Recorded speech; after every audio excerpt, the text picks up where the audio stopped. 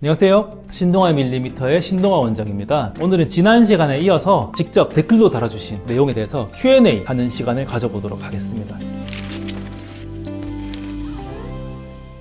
댓글을 보면 저에 대해서 알아보시는 분들이 댓글을 달아주셨어요. 이 사람 허영지 친구로 나오는 사람이네. 아니 동아님이잖아요. 저만 그 프로 본 거예요?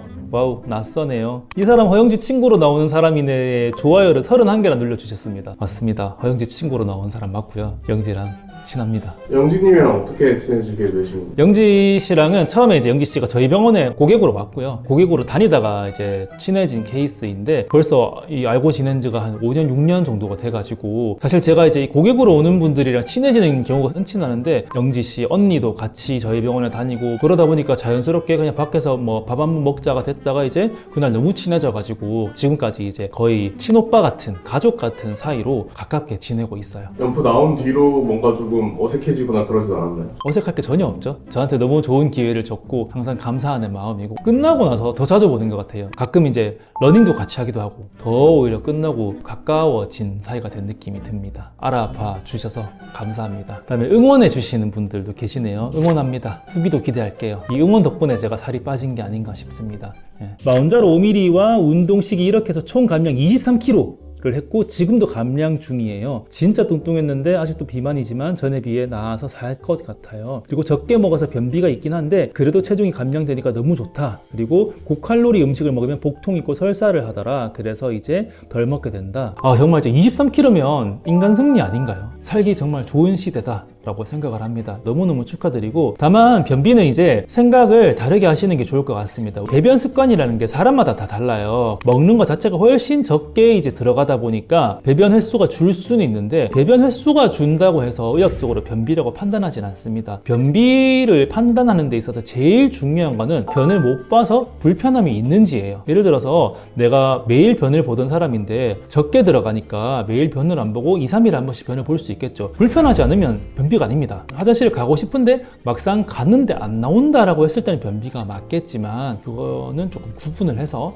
생각하시는 게 좋을 것 같아요. 고칼로리 음식 먹으면 복통 있고 설사를 하더라. 그럴 수 있습니다. 저 같은 경우에는 탄수화물이나 당이 높은 음식을 먹으면 좀 어지러워요. 그 다음에 이제 칭찬 댓글 원장님이 직접 간증해 주신 지난 영상에서 직접 배에 맞는 걸 보여드렸잖아요. 직접 보여드리고 싶었습니다. 확실하게 쏙쏙 말씀 잘 해주셨습니다. 제 경험담과 똑같은 이야기입니다. 아마 대부분 위고비나 마운자로로 하시는 분들이 비슷하게 생각하시는 것 같고 이런 글이 있네요. 나는 체질적으로 땀이 많은 심각한 다한증인데 위고비 먹고 땀을 거의 흘리지 않는다. 이것만으로도 매우 만족한다 라고 하는 이 글이 좋아요가 60개나 달렸습니다. 이 대댓글도 저도 땀 흘리는 게 줄었어요. 누구는 저는 땀이 많은데 위고비 맞았다고 땀이 줄거나 하진 않았습니다. 사람마다 다른가 보네요. 직접적으로 위고비나 마운자로랑 다한증과의 이 상관성이 있는지는 잘 모르겠는데 예상컨대 이제 체지방이 줄게 되면은 더위를 덜 타겠죠. 몸에 지방이 없으니까. 그렇기 때문에 땀이 좀 덜 나는 게 아닐까 생각이 드네요. 그 다음에 살이 애매하게 안 빠지는 시점에서 도움받아도 좋겠어요. 맞습니다.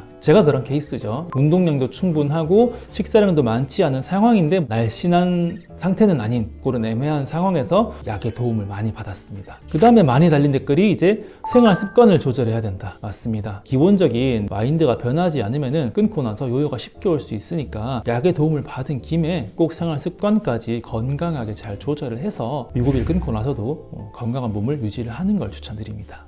요요 안 오셨나요? 제가 마운자로는 지금 끊은 지가 얼마 안 돼가지고 요요를 판단하기엔 이르고 저는 이제 이 위고비를 끊고 나서 제가 이제 약을 안 맞은 기간이 한 5, 6개월 정도 됐던 것 같은데 그동안에 저는 요요는 뭐 1kg 정도? 요요라고 하기도 힘들 정도로 거의 변화가 없었어가지고 위고비 끊고 나서 요요는 없었는데 마운자로도 끊은 김에 제가 한 달, 6개월, 1년 이렇게 잘라가지고 변화가 있는지도 한번 후기를 들려드리도록 하겠습니다. 그 다음에 이제 부작용. 저는 큰 부작용 없이 살을 뺐기 때문에 좋은 장밋빛 얘기만 하는 것 같겠지만 부작용은 엄연히 존재합니다. 못 견디고 이 중단을 하거나 약을 이제 바꾸는 분들도 많이 계시기 때문에 제가 항상 말씀드리지만 충분히 의사와 상담을 하시고 전문가의 도움을 받아서 다이어트를 하는 게 중요합니다. 갑상선이라든지 췌장 쪽에 질환이 있으신 분들 혹은 고령자 이런 분들도 충분한 상담을 하고 신중히 하시는 걸 추천드립니다. 어떤 분은 적은 감량에도 불구하고 극심한 피로와 무기력이 너무 심해서 일상생활이 불가능할 정도에서 중단했다, 이런 분들도 저는 간혹 보기는 했거든요. 제 친구 중에도 한 명이 있고, 사람마다 조금 반응이 다르게 올 수 있다. 그 다음에 위고비와 마운자로에 대한 비교평가. 맞아요, 둘 다 좋은 약인데 위고비로 한계를 느끼는 사람들한테서 마운자로가 조금 더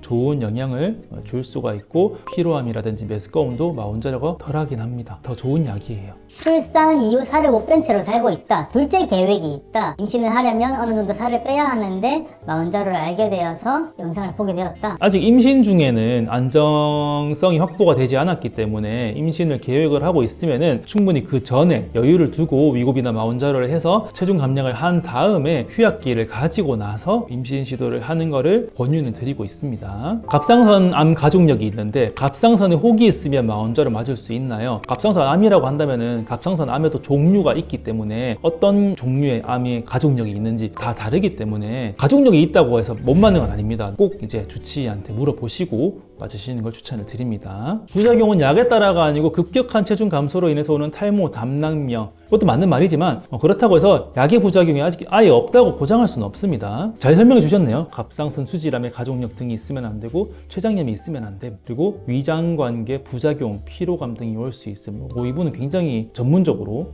잘 아시고 댓글을 달아주신 것 같습니다. 제가 오늘 쭉 이제 이 영상에 달린 댓글들 많이 읽어보면서 답변을 드리는 시간을 가져봤어요. 사람들 또 많이 궁금해하는 게 위고비 맞다가 마운자로로 넘어가면 어떤 용량을 사용해야 하나요? 이런 댓글도 있는데, 원칙은 변경한다면 첫 번째 용량으로 시작하는 게 원칙이긴 하지만 기본적으로 이제 큰 성분의 차이가 있는 게 아니기 때문에 위고비를 최고 용량으로 했다고 한다면 다시 마운자로를 1단계부터 시작한다기보다는 2단계 혹은 3단계부터 시작해도 괜찮을 것 같다. 하지만 조심해서 하셔야 된다 라는 말씀을 드립니다. 그래서 오늘은 댓글을 읽어보는 시간은 여기까지 하도록 하고, 제가 이제 모든 댓글을 다 읽고 답변을 달아드리는 시간을 가져보면 좋겠지만 댓글이 감사하게도 너무너무 많이 달아주셔가지고 제가 좀 몇 가지를 이제 추려서 읽고 답변을 드렸고, 또 이거 이외에 추가적으로 나는 이런 게 너무 궁금하다, 좀 알려달라라는 게 있으시면은 댓글 또 달아주시면 제가 최대한 성심성의껏 답변을 드리도록 하겠습니다. 앞으로도 이제 이 위고비 마운자로 이외에 다른 영상에도 관심 많이 가져주시고 댓글도 많이